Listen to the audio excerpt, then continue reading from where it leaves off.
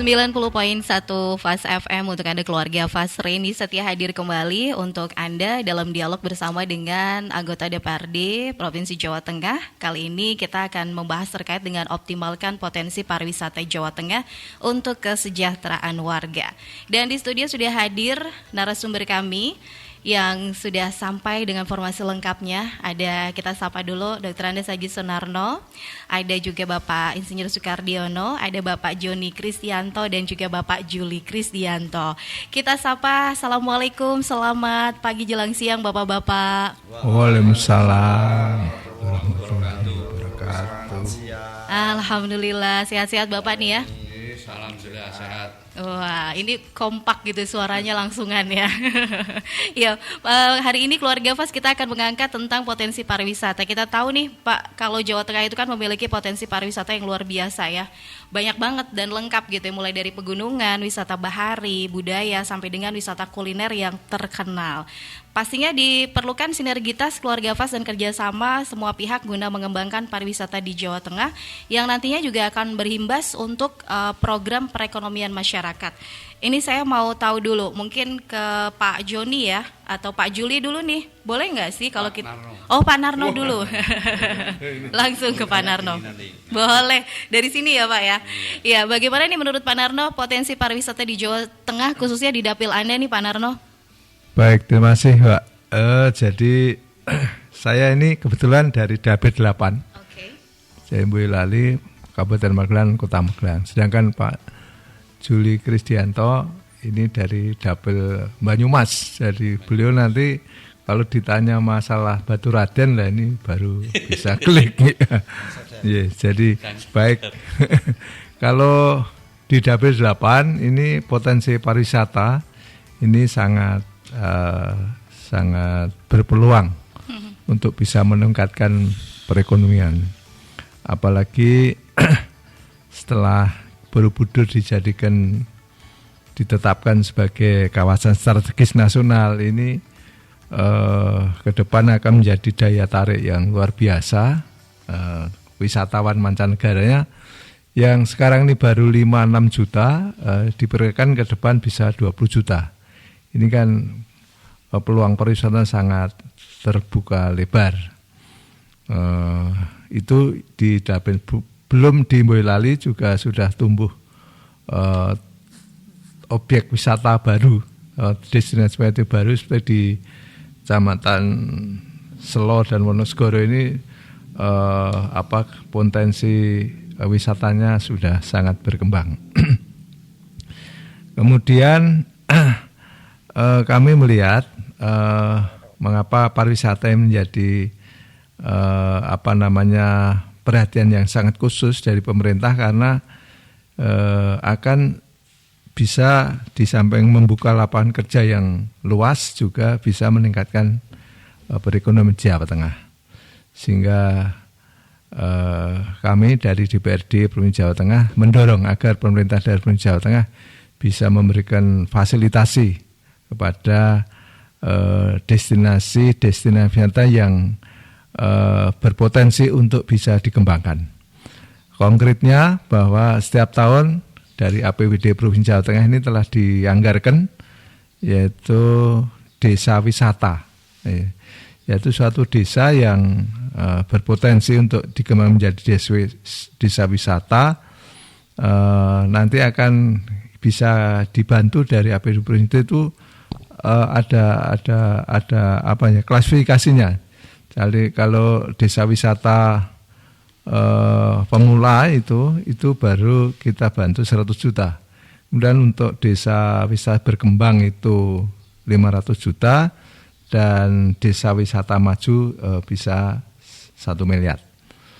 Nah, ini mestinya dengan syarat bahwa desa wisata itu telah ditetapkan dengan surat keputusan bupati mengenai desa wisata. Itu satu bentuk perhatian kami dari DPRD Provinsi Jawa Tengah atau pemerintah Provinsi Jawa Tengah. Jadi intinya Mbak, jadi Jawa Tengah sangat berpotensi untuk baik itu wisata alamnya, wisata budayanya, wisata kulinernya dan wisata lain sangat berpeluang untuk dikembangkan di Jawa Tengah dalam rangka peningkatan perekonomian di Jawa Tengah. Baik. Saya kira gitu. Terima kasih. Baik, terima kasih. Dan juga potensi wisata edukasi juga ya Pak ya, kan Ya. sekarang juga untuk meningkatkan edukasi di masyarakat.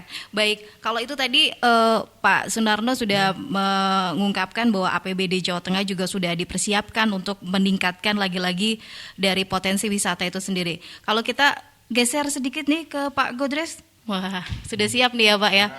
Kalau untuk melihat potensi wisata saat ini, apakah memang sudah berkembang sesuai apa dengan yang tadi diharapkan begitu Pak?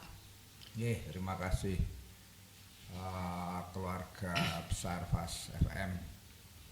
Wisata sesuatu yang sangat menarik karena wisata sendiri merupakan kebutuhan semua level masyarakat. Iya. Boleh dijadwalkan tidak hanya tanggal-tanggal muda, tapi setiap akhir pekan, Sabtu Minggu, keluarga baik di desa, kota berbondong-bondong berwisata. Bisa wisata alam, bisa wisata pegunungan, bisa wisata religi, bisa wisata mancing, kan gitu. Ini yang sedang tren sekarang ini, wisata mancing ini kan juga luar biasa. Untuk di Jawa Tengah, wabil khusus di Kabupaten dan Kota Magelang, kita sangat-sangat bersyukur punya kekayaan alam yang panoramanya luar biasa. Kabupaten Magelang itu di lereng-lereng pegunungan itu masuk wisata alam ya, seperti ada Nepal Van Java, Ketepas, Tol Kayangan, Puncak Tidar, Puncak Telomoyo, ada lagi peninggalan budaya yang menginternasional yaitu Borobudur, juga di tengah kota ada Kiai Langgeng. Nah itu setiap saat yang namanya wisata itu harus berbenah, karena jangan sampai para wisatawan datang sekali selfie kapok nggak datang lagi. Nah ini harus setiap saat berinovasi, berbenah di sini mulai dari infrastruktur, yaitu akses jalan menuju lokasi. Tadi sudah dimatur di senior saya Pak Haji Sunarno, ini dari pemerintah provinsi juga sudah mengucurkan dana untuk jalan-jalan menuju ke tempat rekreasi. Usulan-usulan bisa lewat pokok pikiran kedewanan ketika melakukan reses. Jadi bisa usulan jalan-jalan menuju tempat rekreasi diusulkan untuk anggaran Provinsi Jawa Tengah. Tidak kalah menarik yaitu wisata religi. Seperti kita di sini ini hampir tiap pekan ada ziarah ke beliaunya Pondok Api itu. Juga di Gunung Pring, terus di lereng Andong itu ada Mbah Mangli, itu perlu kemasan khusus. Karena pangsa pasarnya wisata religi dan wisata rekreasi ini kan beda. Nah ini kesiapan masyarakat setempat itu harus bisa mengakomodir kemauan dari para ziarah, karena mesti pengen nyaman, pengen aman, pengen makan yang layak dan murah. Nah, ini tadi juga sudah disinggung tempat-tempat wisata ini untuk makanannya mungkin perlu kejelasan khusus. Maksudnya di daftar menu itu harus tampil langsung dimunculkan nilai harganya, nilai indeksnya. Karena ketika makan jangan sampai makan yang dimakan enak tapi kepikirannya malah gak enak. Karena harganya belum Karena tahu. harganya belum seberapa, kayak harganya piro ya, kayak jenengan kan ngono Mbak, kalau makan waduh harganya piro malah nggak menikmati makanannya tapi mikirin harganya.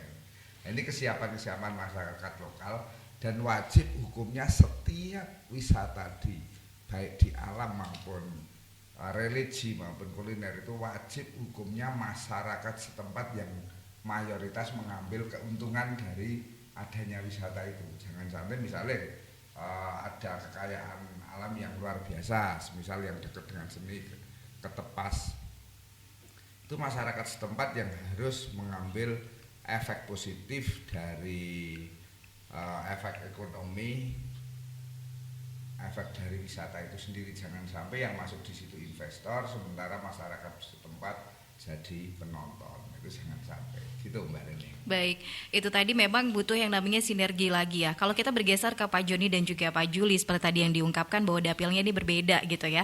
Kalau lihat dari dapil Pak Joni sendiri nih Pak, melihat potensi wisata di sana seperti apa Pak? Apa wisatanya tuh sekarang sudah berkembang atau hanya destinasinya itu-itu aja nih Pak yang jadi kunjungan populer di masyarakat sekitar? Ya Mbak Reni, juga keluarga FAS yang pada siang hari ini mengikuti giat dialog ini. Kita itu sebenarnya kan ketemu rezeki ketiban duren kan begitu.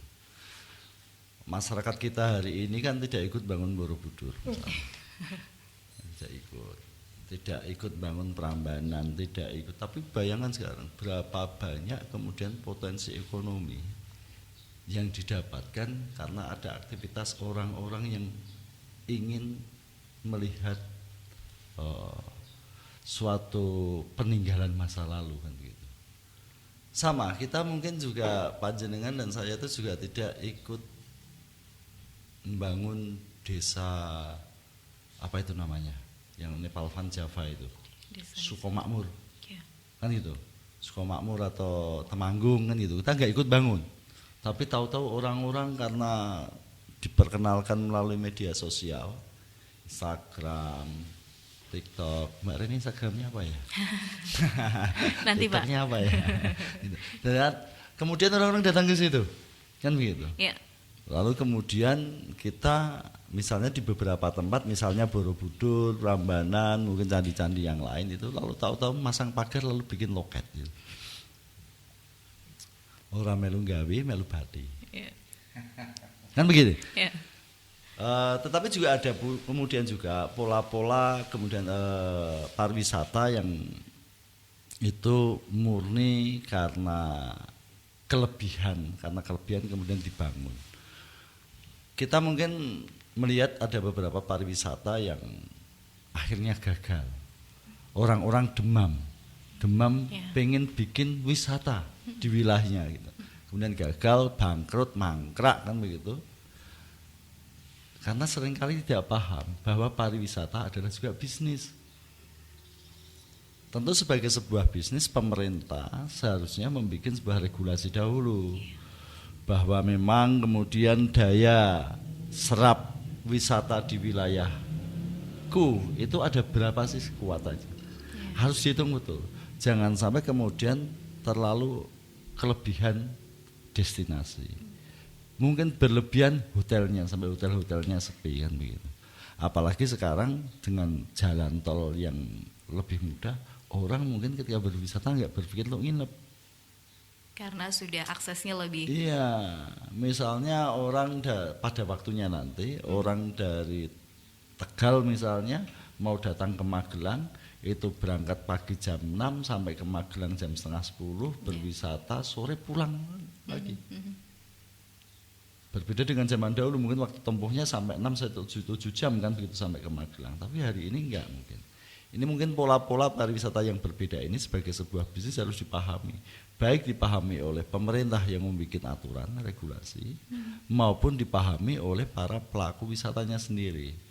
Sehingga tentunya misal contoh ini, kalau kita melihat kolam-kolam waterpark, water blaster atau yang sejenis itu, beberapa gagal karena apa?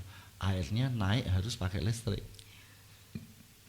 Tidak hari libur yang datang cuma 3-4 orang, listriknya tetap sama dengan listrik yang dibutuhkan ketika dikunjungi di akhir pekan misalnya sampai 200-300 orang. Yeah. Ini tentunya harus dipikirkan bahwa kalau mau bikin water blaster itu harusnya atau water park, pemerintah memberikan kriteria. Boleh, tapi airnya harus turunnya karena gravitasi. Kalau tidak gravitasi jangan. Ini upaya perlindungan pemerintah kepada mereka yang ingin berusaha di bidang kepariwisataan. Nah tentunya hal-hal demikian harus tidak mungkin kemudian disepelekan saja. Tentu kita berpikir bisnis pariwisata itu bisnis yang bagus, bisnis yang menarik.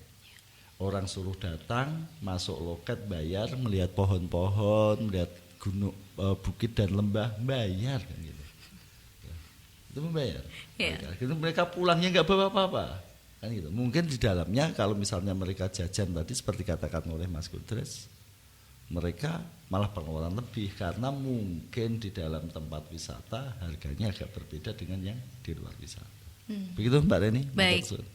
Jadi ini memang butuhnya regulasi di awal itu adalah seperti itu ya Pak, yang menertibkan segala sesuatu, mempersiapkan hal-hal yang nantinya istilahnya untuk meminimalisir hal-hal yang tidak diinginkan seperti tadi wisata yang berkelanjutan yang diharapkan ya Pak ya. Betul, betul. Dan bukan hanya sekedar menikmati alam, tapi biar nanti tuh yang datang dapat apa, bisa bawa pulang apa gitu ya Pak. Yang itu nanti bisa disinergikan kepada masyarakat sekitar. Iya, betul Mbak. Baik, kalau Pak Juli tanggapannya seperti apa nih Pak untuk beberapa tempat wisata yang sudah ikut menggandeng masyarakat sekitar nih Pak untuk membangun, mungkin salah satunya adalah UMKM Center gitu Pak.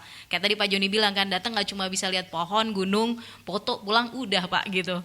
Nah menurut Bapak yang beberapa objek wisata kan sekarang juga sudah ada yang menggandeng masyarakat sekitar nih, seperti apa nih Pak? Ya, tujuan pemerintah itu kan adalah bagaimana meningkatkan pendapatan masyarakatnya. Nah, salah satunya dengan wisata. Jadi wisata itu bagian kecil aja bagi upaya pemerintah untuk meningkatkan pendapatannya. Dan hari ini tentunya adalah apa yang disampaikan para senior-senior ini sebetulnya itu bagaimana upaya pariwisata ini bisa menjadi multiplier efek bagi masyarakat di sekitarnya. Jadi omong kosong ketika kita berbicara pariwisata ternyata tidak berdampak kepada masyarakat sekitarnya. Iya. Seperti itu. Jadi tujuan kita itu bagaimana supaya masyarakat sekitarnya itu mendapatkan manfaat dari maka yang terjadi misalnya UMKM-nya berdirilah UMKM. Terus kemudian bisa terfasilitasi tentang media pemasarannya, bisa terfasilitasi tentang jajanan penjajahan produknya. Nah di situ wisata itu sangat berpengaruh penting bagi mereka. Maka sehingga wisata itu menjadi tanggung jawab semua pihak. Walaupun misalnya ada satu destinasi wisata yang sebetulnya itu milik perorangan misalnya ada, tetapi itu harus menjadi tanggung jawab semua pihak supaya lingkungannya menjadi berdampak yang bagus. Karena kuncinya itu sebetulnya bagaimana kita mendatangkan orang, dan wisata itu salah satu ilmu untuk mendatangkan orang. Nah setelah datang kemudian kita hitung berapa yang harus kita datangkan, itu saja rumusnya sebetulnya. Ya taruhlah kalau misalnya yang datang satu hari misalnya 2 bis misalnya dibuat isi 100 orang. Kalau 100 orang itu dia mengeluarkan uang 10.000, berarti ada uang 1 juta berputar di sana. Kan begitu logikanya. 10.000 kali 100 orang. Kalau 100.000 10 juta. Berputar di masyarakat sekitarnya. Lah perputaran itu bagaimana supaya mereka itu berputarnya secara tunai. Begitu secara tunai, sehingga kalau secara tunai kan ada ya bakul mendoan yo payu, bakul keripik yo payu, nah kan gitu. Dan sekarang banyak sekali yang menggunakan non tunai. Memudahkan dong Pak sebenarnya. Iya tidak. Iya. Nah, non tunai itu kira-kira hari ini itu penjual mendoan ada non tunai enggak? Non tunai. Nah maka kita upayakan supaya banyak non tunainya, banyak tunainya. Banyak tunainya. Nah, sehingga jadi ada manfaat banyak. Secara langsung gitu ya Pak. Langsung. Okay. Misalnya tadi yang disampaikan sama Mas Juni, si A punya wisata, misalnya di tempat saya ada tuh penangkaran buaya, kan begitu. Ya udah, kita pemerintah desa kita buatkan jalan menuju penangkaran buaya. Jadi ada upaya desa hadir di situ, pemerintah di situ. Setelah jalannya bagus, banyak orang yang datang. dibuatlah di situ misalnya pasar sebelahnya, buat ruko-ruko lah di situ. Yang buat pemerintah desa di situ banyak pedagang-pedagang yang ada di situ. Nah contohnya begitu. Oke. Baik, jadi memang itu adalah upaya bersama ya Pak. Dan kuncinya tadi adalah wisata itu biar orang datang dulu gitu, tertarik dengan tempatnya. Lalu bagaimana kita mengkondisikan dan juga mengupayakan masyarakat sekitar mendapatkan nilai tersendiri gitu ya Pak, poin plusnya tadi. Tapi menarik yang seperti dibilang Pak Juli, kita non tunai kan memang itu lagi-lagi kan pemerintah itu salah satu sepertinya memudahkan gitu ya. Tapi efeknya jadi nggak bisa secara langsung didapat masyarakat ya Pak. Yang juga lagi-lagi untuk meminimalisir uang palsu gitu kan. Ada pemerintah upayanya adalah menggunakan non tunai. Ya kalau balik lagi nih kalau Pak Joni gimana nih ngelihatnya nih Pak? Dari perkembangan teknologi ternyata juga bisa jadi faktor yang tidak secara langsung didapat masyarakat. Jadi kalau saya gini, pada dasarnya itu seperti saya nyambung aja dari disampaikan oleh Pak Yuli ya. Itu filosofi pajak itu ditarik oleh pemerintah, digunakan kembali ke masyarakat ke semula di mana pajak itu diambil. Jadi kalau misalnya di Kabupaten Magelang ini atau Kota Magelang atau Boyolali atau mungkin seluruh pendengar FES di wilayah-wilayah yang lain, itu misalnya pemerintah kabupaten mendapatkan retribusi di bidang kepariwisataan sekian ratus miliar, maka dari situ setelah mungkin untuk pembiayaan pegawai dan pembiayaan rutin itu harus kembali ke pariwisata lagi. Jangan kemudian kok jadinya misalnya BLT itu nggak boleh. Itu filosofinya begitu, harus dikembalikan. Nah pengembaliannya bagaimana? Ya seperti yang disampaikan oleh Pak Yuli tadi. Jalan menuju tempat wisatanya dibikin lebih luas dan lebih halus. Kemudian fasilitasi terhadap tempat wisatanya, misalnya loketnya dibikin yang bagus. Lalu toiletnya jangan lupa itu. Daripada nanti pada umpet-umpetan kan gitu, ini toilet dibikinkan. Lalu ditambah wahana-wahana tertentu.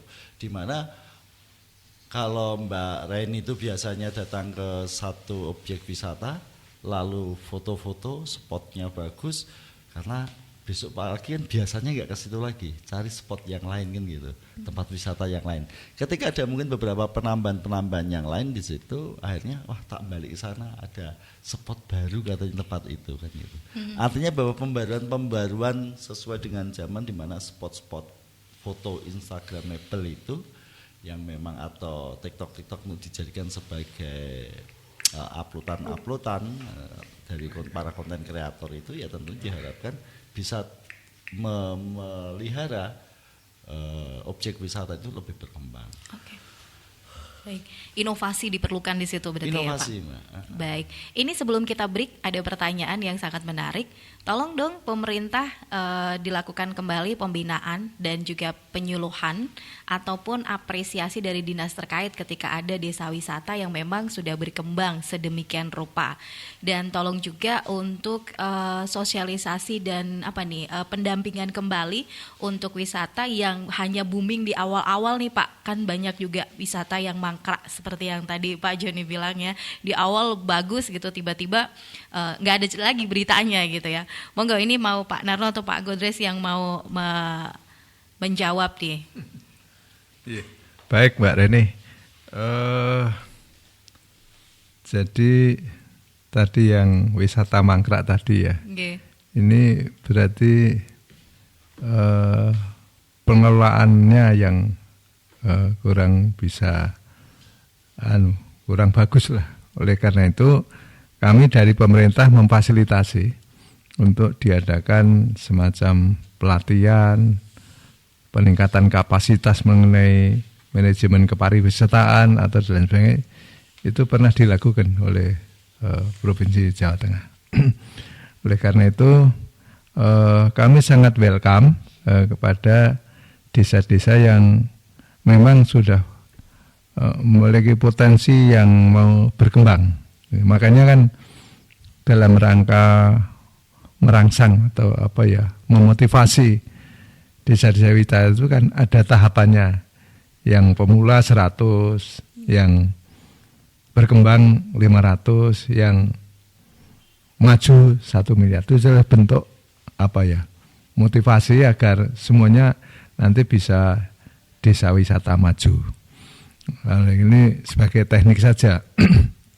Jadi pariwisata tidak hanya pemerintah saja yang memiliki rasa tanggung jawab, tadi juga pengelola wisatanya itu ada 3 unsur. Tadi pemerintah, pengelola pariwisata, dan masyarakat sendiri. Masyarakat juga harus diedukasi agar tempat-tempat wisata itu mereka merasa ikut memiliki gitu loh. Kalau merasa ikut memiliki kan mesti mereka ikut menjaga, merawat dengan baik ketika berkunjung di tempat-tempat destinasi wisata, juga tidak membuang sampah seenaknya, menjaga ketertiban, keamanan, masuk dengan tiket, jangan bludus. Jadi ini bentuk-bentuk kecil yang bisa dilakukan oleh masyarakat. Nah, oleh karena itu perlu tadi sejak awal judulnya kan bersinergi. Sinergi lah 3 unsur tadi bekerja sama. Intinya sinergi kerjasama itu adalah sesuatu upaya untuk mencapai hasil secara bersama-sama, tapi secara efektif dan efisien. Jangan ada kan tujuan tempat wisata kunjungannya banyak tapi kok pendapatnya kecil, berarti ada yang salah di situ pengelolaannya. Dari segi pendapatan banyak yang bocor dan lain sebagainya. Terus kenapa tadi tempat wisata kok awalnya booming kemudian sepi pengunjung? Lah ini mungkin tidak dikelola dengan baik, sabta pesonanya ditinggalkan ya. Prinsip-prinsip wisata kan harus aman, harus nyaman, harus bersih, harus ramah dan sebagainya itu. Itu Mbak Rini, sekedar masukan saya. Mungkin ditambah teman-teman yang lain. Baik, Pak Godres. Rini, Nggih. menarik tempat wisata awal-awal buka booming rame, setelah itu wisata menurun, bahkan boleh dibilang sepi. Memang untuk wisatawan, tempat wisatawan sekarang ini kita harus pintar-pintar membaca psikologis dari para wisatawan, karena hampir rata-rata datang ke tempat yang baru, ke tempat wisata yang baru, itu mesti pertama pengen selfie, pengen foto-foto keluarga, apalagi kayak Mbak Reni mesti pengen pamer sama ketua RT, harus ya, wajib. Nah, ketika harapan itu, tujuan itu sudah tercapai, dia akan mencari tempat lain yang baru. Jadi tantangan di tempat wisata itu harus selalu menciptakan, berinovasi, bagaimana para pelaku wisata itu pengen balik lagi karena ada tempat baru yang untuk berselfie dan berfoto. Salah satunya itu hampir rata-rata sudah datang sekali foto, besok nggak datang lagi karena nggak ada yang menarik. Nah, itu inovasi-inovasi yang ditawarkan untuk wisatawan itu yang harus selalu adaptif dan mengikuti perkembangan zaman. Baik, tangkap. Di samping itu mungkin perlu adanya, tadi sudah disinggung partnernya, manajemennya yang pas. Apalagi yang namanya wisata desa itu kan melibatkan ngomong desa tersebut rebutan. Kita tidak ada manajemen yang pas, terjadi cemburu sosial atau keterbukaan, itu menjadi awal bagi mundurnya suatu tempat wisata. Yang tidak kalah penting yaitu permodalan. Di sini pemerintah daerah lewat bank-bank daerah mungkin perlu hadir untuk bersinergi dengan pemerintah setempat untuk membantu permodalan tentang usaha wisata. Baik. Oke, baik. ada inovasi manajemen wisata, mungkin juga ada studi kelayakan ya Pak sebelum wisata itu nantinya berkembang. Baik, kita akan break dulu Bapak-bapak, kita akan ada beberapa informasi dulu yang mau lewat, tapi untuk Anda keluarga FAS yang ingin bergabung masih ditunggu kebersamaannya 0815770940. Kita masih membahas terkait dengan optimalkan potensi pariwisata Jawa Tengah untuk kesejahteraan warga bersama DPRD Provinsi Jawa Tengah. Dan untuk Anda keluarga FAS, kegiatan ini diselenggarakan kerjasama dengan Dinas Kominfo Provinsi Jawa Tengah. Keluarga FAS bisa ikuti informasi tentang Jateng melalui media sosial Dinas Kominfo Provinsi Jawa Tengah via Instagram @kominfo.jateng, Facebook diskominfo.jateng, website diskominfo.jatengprof.go.id, dan juga YouTube Kominfo Jateng. Reni akan kembali sesaat lagi keluarga FAS, tetap di 90.1 FAS FM Magelang.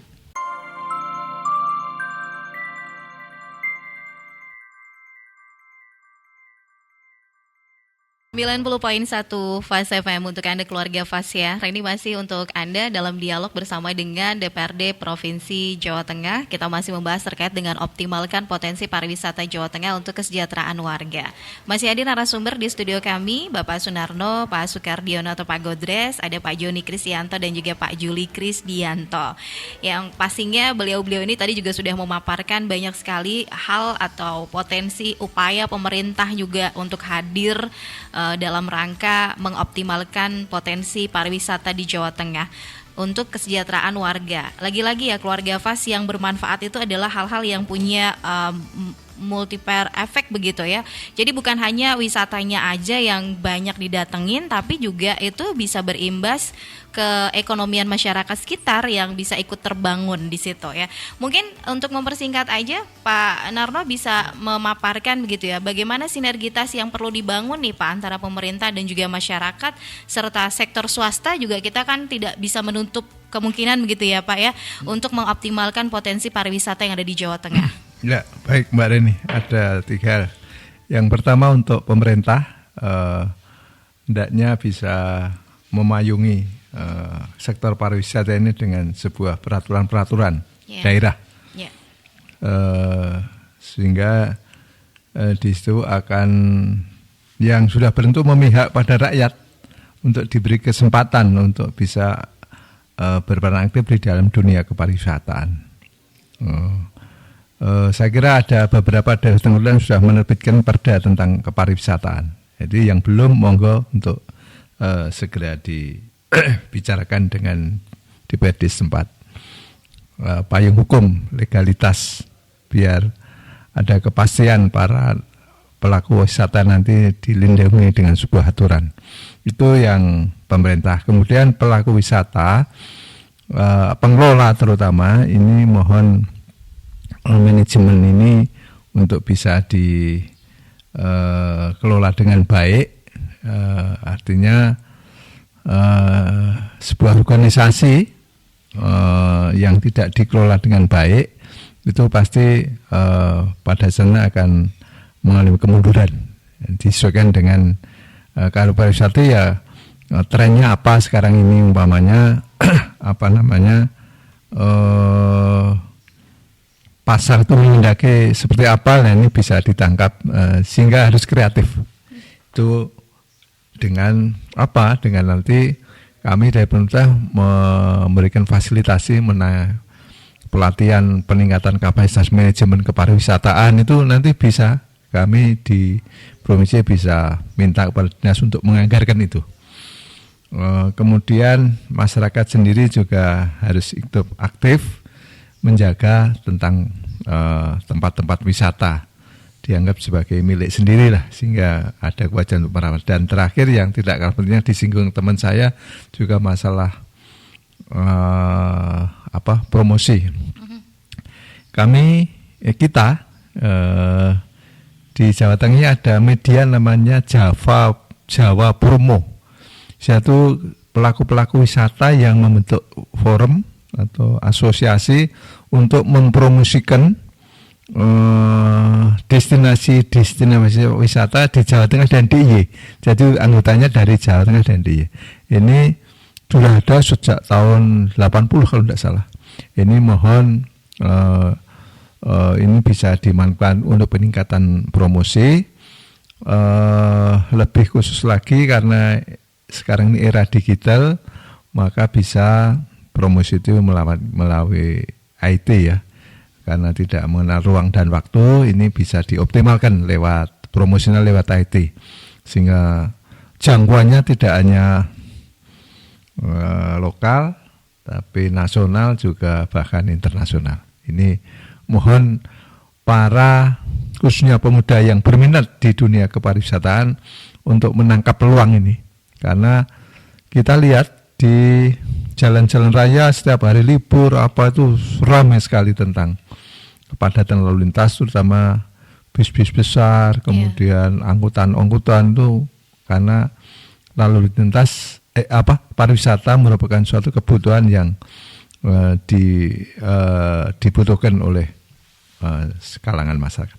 Saya kira itu Mbak Leni beberapa hal yang mungkin sinerginya ya seperti itu tadi, 3 unsur tadi. Oke. Yeah. Baik. Sebelum nanti kita ada closingnya nih Pak, ada pertanyaan yang sangat menarik, mungkin Pak Joni bisa menjawab nih ya. Dari pendengar kami yang ada di Magelang nih, langkah konkret yang telah diambil dari DPRD sendiri seperti apa nih Pak untuk mengatasi dan memberantas pungli di destinasi wisata nih yang ada di Jawa Tengah? Kan kita kadang juga ketemu hal yang kayak gitu Pak, gitu ya. Monggo Pak bisa memberikan pencerahan nih kepada masyarakat. Iya Mbak, jadi begini, komponen yang ada di dalam kepariwisataan itu selain satu tentu pemerintah, dalam hal ini adalah wali kota, bupati, serta DPRD masing-masing dalam regulasi, membuat peraturan-peraturan. Itu juga di situ partisipasi masyarakat dimaksimalkan betul dengan cara bahwa tiap-tiap wilayah yang akan menjadi misalnya desa wisata itu wajib hukumnya ada Pok Darwis, kelompok sadar wisata. Sehingga pengelolaan kepariwisataan yang ada di masing-masing wilayah itu kemudian nanti dapat dikoordinasikan dengan baik. Yang itu seperti yang disampaikan oleh Pak Sunarno tadi, yang hubungannya dengan kesejahteraan masyarakat sekitar di wilayah destinasi wisata, bahwa mereka kemudian mampu memaksimalkan partisipasi masyarakat di lingkungannya. Tetapi memang tak ada gading yang tak retak. Bahwa selalu akan ada beberapa keisengan, kenakalan kan begitu yang muncul, kemudian muncul pungli-pungli kan begitu. Tetapi ketika pungli-pungli ini berada di dalam wilayah skup koordinasi kelompok sadar wisata, ini sebenarnya bisa dilakukan. Kita sekarang sudah di era IT. Dengan cara apa? Sebenarnya segala sesuatu bisa terkoneksikan. Contoh misalnya terkait dengan tiket itu sudah bisa online, sehingga pemerintah pun atau mungkin kalau dalam hal ini badan pendapatan daerah misalnya Bapenda bisa tahu itu tingkat kunjungannya seberapa besar kan gitu. Itu sudah kelihatan dulu. Termasuk di dalamnya terkait dengan makan minum tadi. Makan minum pun juga bisa, karena makan minum pun setahu kami dalam itu menjadi satu sumber pendapatan bagi pemerintah, karena akan ada pajak kalau tidak salah 10% untuk retribusi makan minum itu bisa juga sebenarnya terjadi. Misalnya untuk di awalan secara teknis, untuk tenan-tenan atau kios-kios atau warung-warung itu sudah ada label harga. Harganya sudah muncul dulu. Lalu kemudian ketika pembayaran, harapan kami apakah itu nanti cashless dalam artian tidak uang tunai, non tunai ataupun tunai, itu untuk pembayarannya bisa dikoordinasikan memakai mesin. Jadi langsung tahu pemerintah, oh ternyata di sana harga sotonya 200.000 misalnya. Kan gitu, itu kan tahu karena kena pajak. Satu mangkok masuk 200.000 itu bisa diurus, ini berarti kan begitu. Nah, ketika semuanya online seperti ini menjamin banyak hal bahwa munculnya pungli-pungli atau istilahnya makan dikepruk ya. Makan harusnya kan kenyang kan, makan malah dikepruk, itu tidak terjadi pungli-pungli hal yang seperti ini. Baik. Termasuk di dalamnya ketika Pok Darwis itu diberikan keleluasaan, tentu pengelolaan tempat parkir dan yang lain-lain itu juga betul-betul bisa transparan Karena kalau transparansi tentu memang seperti yang sebelumnya disampaikan tadi akan muncul tempat-tempat wisata yang semula sempat ramai lalu menjadi sepi karena memang pengelolaannya tidak cukup bagus sehingga perlu sebenarnya memang Pok Darwis ini sebagai sebuah syarat sebuah wilayah itu bisa disebut sebagai desa wisata misalnya tingkatkan kapasitasnya terus menerus, berikan pelatihan sehingga skillnya pun itu juga akhirnya naik. Karena ujung dari pariwisata itu kalau kita ngomong adalah di pelayanan. Bagaimana kita melayani terhadap para wisatawan, karena ini bisnis, wisatawan adalah para konsumen. Bagaimana kita melayani mereka sehingga mereka ketagihan dengan pelayanan itu, sehingga keinginan untuk balik lagi ada kan gitu. Sangat berbeda ketika kemudian kita tidak cukup menseriusi ini, karena ini hubungannya sangat banyak sekali. Pariwisata itu banyak sekali. Seperti saya katakan tadi di awal bahwa ini bisnis dengan budget rendah kan begitu. Teman saya ada yang kemarin sempat jadi manajer di beberapa tempat wisata, itu menarik sekali. Dia mengatakan pada bosnya gini, saya mau dari awal nggak usah banyak-banyak. Apa itu? Saya akan mulai bangun pariwisata ini dari permainan anak-anak, karena mereka paling sering kembali. Karena mereka nggak butuh foto-foto nih, seneng sama wahananya, suka sama permainannya, mereka akan minta kembali. Orang tuanya digeret-geret untuk kembali lagi. Nah dari keuntungan bisnis di anak-anak ini baru untuk mengembangkan yang lain. Teman saya Mas Biji itu perusahaan-perusahaan yang tempat wisata yang rugi dipegang sama beliau, alhamdulillah kemudian membukukan keuntungan yang cukup signifikan. Taman wisata Kopeng sempat rugi habis-habisan, bayar karyawan nggak kuat itu. Tapi setelah beliau pegang, hanya dari parkirnya saja sudah bisa bayar karyawan. Dari parkirnya saja. Ternyata ketika dikelola dengan baik, ini ternyata bisa menjadi tidak mengurangi keuntungan dari usaha-usaha yang lainnya. Entah itu hotelnya, camping ground-nya, atau mungkin dari hal-hal yang lain. Saya pikir di situ yang perlu kemudian bersama-sama untuk kita amati bahwa pemerintah tidak pula menjadi kalau kita istilahkan menjadikan destinasi wisata itu autopilot. Saya yakin bahwa pemerintah pun pasti juga selalu memantau kan itu, memantau bagaimana perkembangan kepariwisataannya karena hubungannya ini adalah nanti pendapatannya. Kalau pariwisatanya menurun, pendapatannya juga ikut menurun. Itu juga eman-eman kan begitu. Akhirnya bagaimana ada usaha-usaha bisnis-bisnis yang ada yang salah satunya adalah kepariwisataan itu bisa dikembangkan sedemikian rupa sehingga pendapatan bagi pemerintah pun juga cukup besar, kemudian juga perekonomian masyarakat yang terlibat secara langsung maupun tidak langsung dengan kepariwisataan juga bisa ikut meningkat. Karena harapan kita orang-orang akan suka wisata tidak hanya menyempatkan waktu 1, 2, 3 jam tempat wisata tapi beberapa hari. Apalagi kita itu punya fenomena bagus nih zamannya Pak Jokowi itu. Apa itu? Libur panjang. Libur panjang. Ya. Muncul banyak harpetnas itu. Harpetnas yang itu tuh bablas itu liburnya itu. Ya. Kita pernah libur kerja itu kan Senin sampai Rabu atau Kamis Jumatnya karena hari libur diterjang langsung 4 harinya liburan, rame itu pariwisata. Dan harapannya juga sektor seperti perhotelan, sektor buga atau rumah makan atau kafe-kafe itu juga bisa meningkat. Dan itu juga salah satu sumber pendapatan lagi. Apa itu? Pajak daerahnya lagi kan gitu. Sehingga keseriusan kita di bidang ini tentu diperlukan karena ini bisnis menarik, modal kecil, tetapi pada akhirnya juga akan kembali karena kita melihat sekarang kalau kita melihat mungkin bisa dicek di asosiasi perhotelan dan restoran mungkin bisa dilihat bahwa tingkat hunian hotel di Magelang itu rendah kan itu yang harus kita pikirkan. Apakah mereka karena wisatawan yang ke Jogja itu memang caleg dalam arti datang berwisata langsung pulang atau nginapnya di Jogja? Karena kadang di beberapa situasi kami ketika cari penginapan di Jogja susah. Nah mungkin hebatnya Jogja itu ketika mempersepsikan Borobudur itu dan Prambanan bagian dari Jogja. Nah inilah yang kemudian program pemerintah terkait dengan kawasan strategis nasional Borobudur ini itu bisa diambil keuntungannya oleh masyarakat di Jawa Tengah. Jadi tidak hanya kemudian diambil keuntungan oleh Yogyakarta. Malah kalau kita melihat otorita Borobudur, jadi itu seperti Badan Layanan Umum BLU tingkat pusat itu malah otorita Borobudur itu malah membawai Yogyakarta, Klaten, Solo.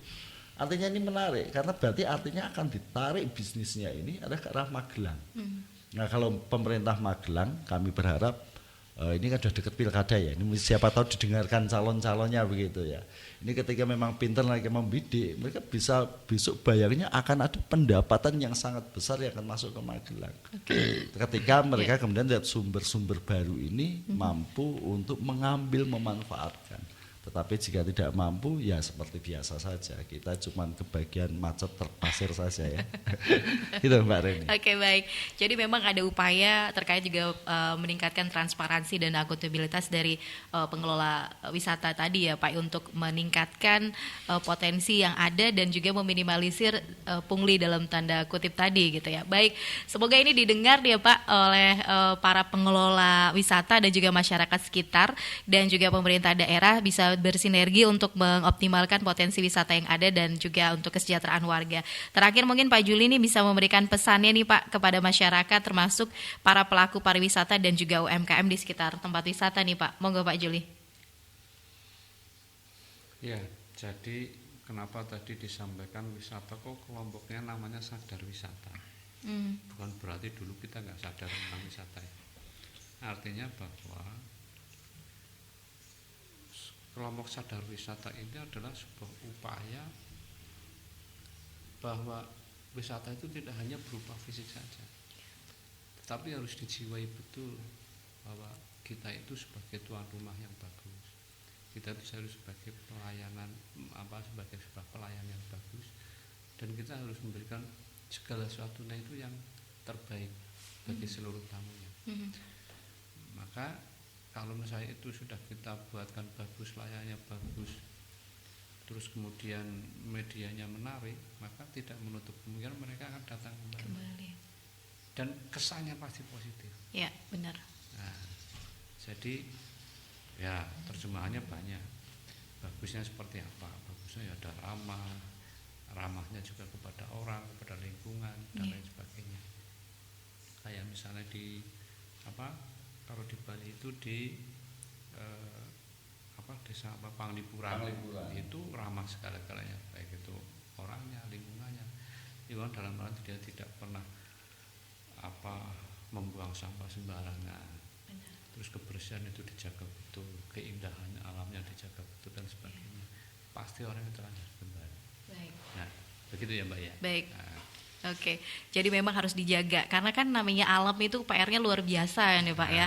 Jadi nggak bisa sekedar menikmati hari itu aja setahun 2 tahun, ini akan berkelanjutan gitu.